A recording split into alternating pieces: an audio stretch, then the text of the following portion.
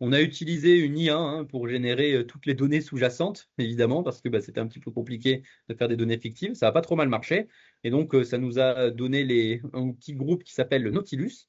Et donc, ce groupe Nautilus, il est présent dans 25 juridictions avec une centaine d'entités. Et il fait partie de ces groupes où on a fait une approche assez simplifiée. Et donc, comment on a procédé pour collecter les données? Eh bien, on a distribué un petit process de collecte des données où on va devoir récupérer un certain nombre d'informations. Les premières informations, ce sont évidemment les données légales et les données financières, mais ce sont les données financières qui sont aussi utilisées pour le CBCR. C'est-à-dire que lorsque je vais cliquer hop, sur l'application ici, elles vont alimenter à la fois le CBCR et à la fois le calcul pilier 2, puisqu'il s'agit du CBCR étendu. Donc là, j'ai chargé ce fichier au niveau groupe, parce qu'on peut partir du principe que c'est ce qui correspond à un export de l'outil conso avec potentiellement quelques petites modifications. Et donc là, si on a besoin d'intervenir pour faire un import, c'est assez simple, hein. On a une table de données avec la liste des entités du groupe, hein, donc des entités fictives avec des données fictives ici. Et donc on peut exporter le template sous format Excel et le réimporter complété. Et ça va venir peupler la table que l'on voit là. À ce stade, rien de foncièrement complexe. Simplement, il va falloir être capable de bien identifier les points de données qui doivent être mobilisés dans le cadre de la génération des Simplified Cover Tags, parce que il faut mettre les bonnes informations au bon endroit.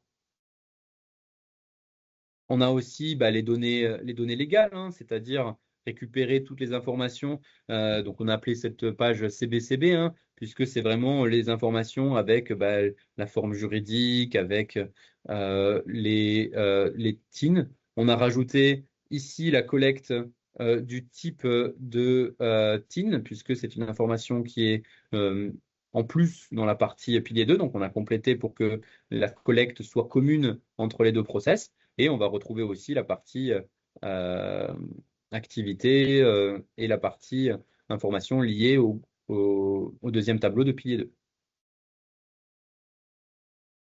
Et ensuite, il va y avoir aussi une nécessité de collecter les données financières de pilier 2, mais cette fois les données détaillées.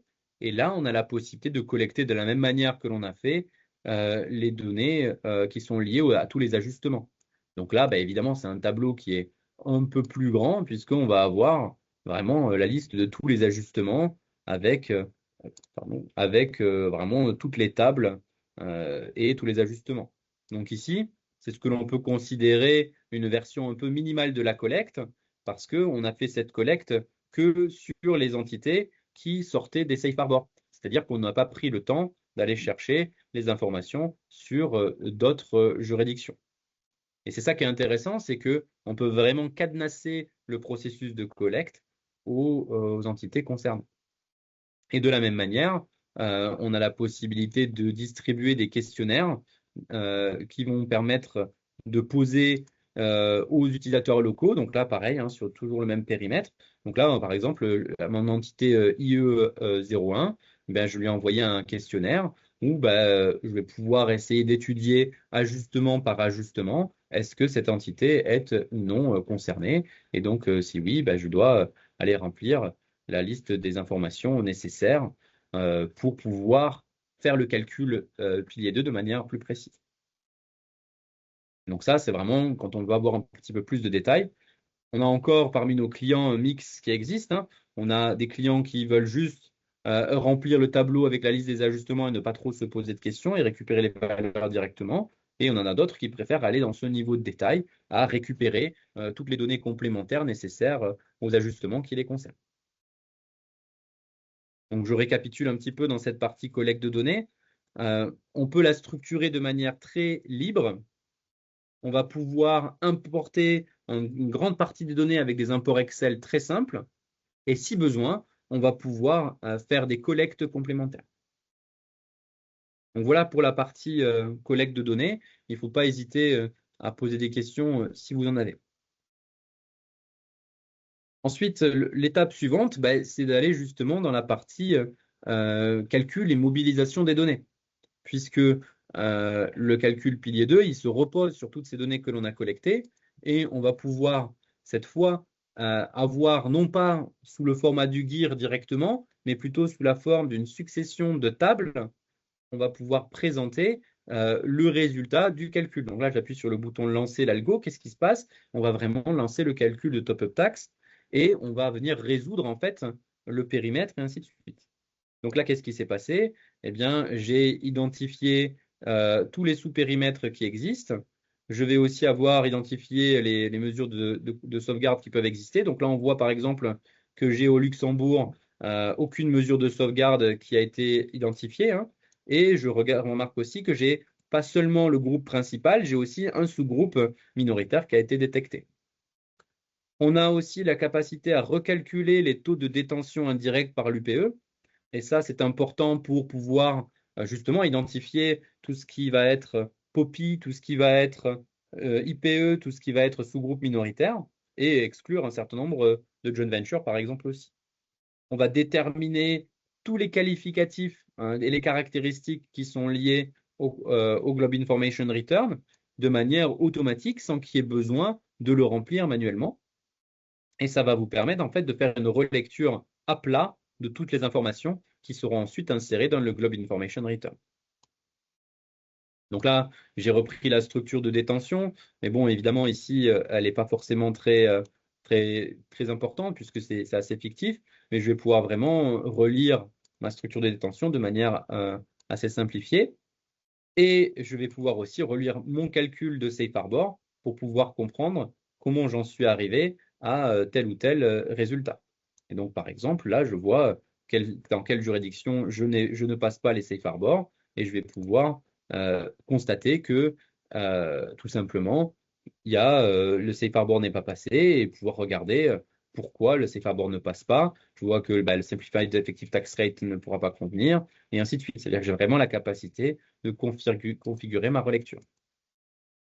Une fois que ça c'est fait, si j'ai des périmètres comme les Émirats arabes unis où je ne passe pas les safe harbor, je peux aller étudier mon calcul détaillé pour chacun de ces périmètres. Et donc là, par exemple, j'ai les Émirats, l'Irlande, le Luxembourg, où cette fois, je vais pouvoir relire en les mettant vis-à-vis, hein, en pouvant faire un drill down si j'ai besoin par entité. Si j'avais eu aussi le détail sur comment le net tax expense est construit, j'aurais pu faire un drill down ici aussi, ce que je vous ai montré tout à l'heure. Et donc là, je vais pouvoir regarder la manière dont je passe du FANIL, donc avec l'adjusted FANIL ici, au Globe Income avec la liste des ajustements qui sont mobilisés. C'est pareil pour les adjusted cover tax, où je vais pouvoir voir comment je passe des current tax expense à mon montant d'adjusted cover tax final. On prend aussi en charge la partie recast que vous voyez là. Bon, après, comme j'ai mis des taux qui sont inférieurs à 15% dans ces juridictions-là, évidemment, le recast, il recaste pas forcément puisque je suis déjà à un taux inférieur.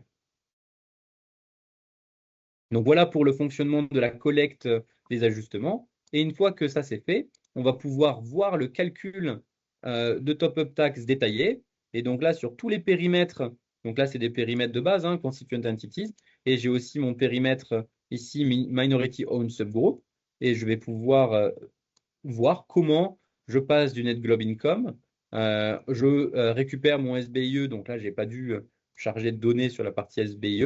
Ensuite, ça me permet d'obtenir, après avoir récupéré les Adjusted Cover Tax, le détail du calcul. Et le détail du calcul, je calcule mon excess profit, je calcule mon effective tax rate et j'en déduis le top-up tax rate qui est le delta à 15%, ce qui va me donner mon montant de top-up tax qui va devoir être réglé. Donc c'est celui-là, le final, qui va être réglé à la fin. Ces données-là, c'est des données que l'on peut revoir, que l'on peut modifier et que l'on peut lancer ce calcul autant de fois qu'on le souhaite. Mais une fois que le résultat est satisfaisant, c'est là où on va aller dans la partie Globe Information Return et que l'on va pouvoir générer le fichier XML, le parcourir, l'étudier et potentiellement le corriger. Donc là, on a déjà pré-créé la déclaration. mais donc je ne sais pas s'il est déjà créé, oui. Ici, je vais appuyer sur le bouton générer le GIR XML. Mais avant, ce que j'aimerais bien vous montrer, c'est cette partie-là. Vous voyez ici, il y a une timeline. Pourquoi est-ce qu'il y a une timeline? C'est parce qu'en fait, le calcul pilier 2, même si on ne l'a pas beaucoup évoqué aujourd'hui, c'est un calcul qui s'insère dans le temps. Il y a potentiellement des carry forward qui vont exister dans certaines juridictions, et donc avoir le lien vers le fichier précédent, c'est important pour savoir si j'ai du carry forward à mobiliser sur l'exercice ou si j'en ai généré cette année. Donc en fait, on est obligé d'inscrire la gestion de ce calcul pilier 2 dans une timeline parce que, en fait, à chaque étape et à chaque année, on doit savoir ce qui a été rempli les années précédentes.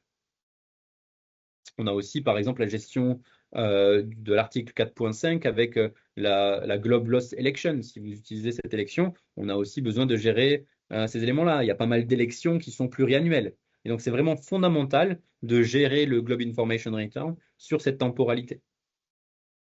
Et donc, une fois que j'ai je suis satisfait de mon calcul, je peux générer mon XML. Donc, évidemment, là, on a fait un gros groupe exprès. Donc, il y a 100 entités et on a 3 périmètres qui sortent des safe harbors. Donc, ça prend quelques secondes pour générer le XML ainsi que tous les contrôles d'erreur. Mais une fois que c'est généré, on va pouvoir le parcourir de manière assez dynamique. Désolé, hein, c'est les aléas du direct, ça prend quelques secondes.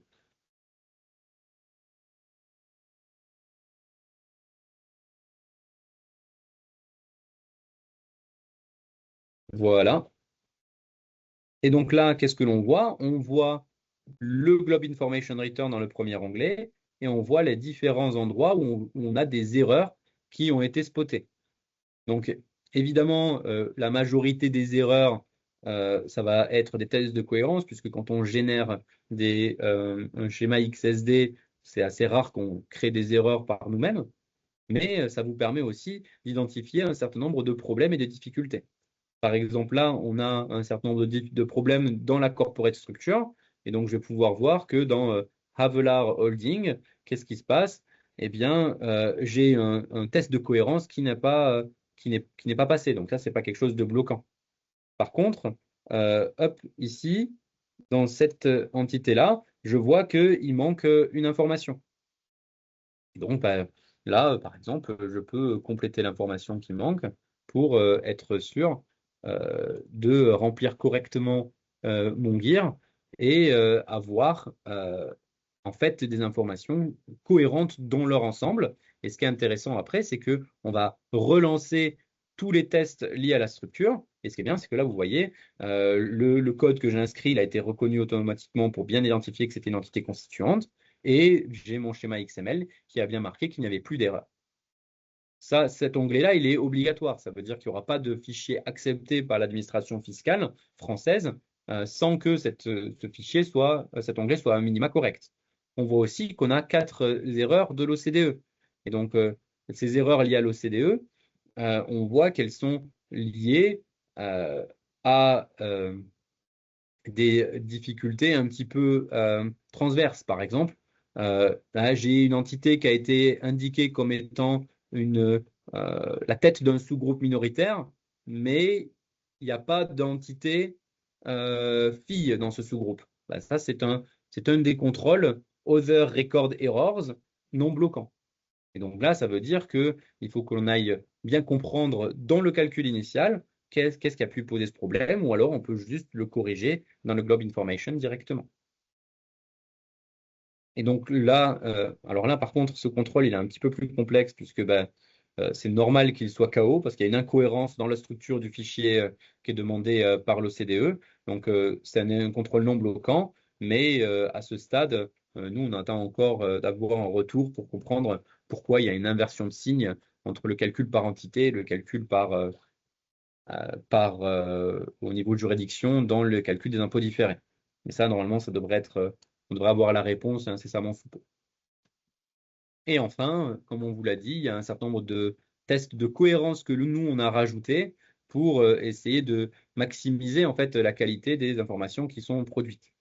Donc ça, si vous êtes intéressé pour aller revoir avec nous, eh bien, on n'a pas de souci à aller revoir. Il s'agit vraiment de vérifier que la balise QIR est bien affectée, de vérifier que les calculs de top-up tax sont cohérents avec la partie charging provisions. Donc tout ça, on peut le revoir avec vous si ça vous intéresse plus en détail. Vous avez la possibilité d'exporter le XSD en format test directement dans l'interface ou d'exporter ici le rapport d'erreur.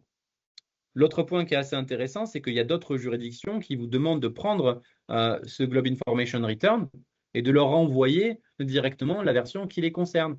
Nous, on est capable de générer ça directement. Par exemple, imaginons que vous souhaitiez faire une déclaration en Grande-Bretagne. Eh bien, je choisis le Globe Information Return pour lequel ma filing CE est en France, mais du point de vue de ce qui devrait être déclaré en Grande-Bretagne.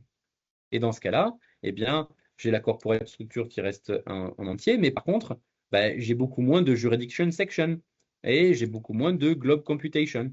Pourquoi? Parce qu'on ne va plus présenter à l'administration de Grande-Bretagne que les périmètres pour lesquels elle a potentiellement un intérêt à taxer qui existe. La Grande-Bretagne est sous Safe Harbor, hein, c'est pour ça qu'elle n'est pas reproduite juste en dessous.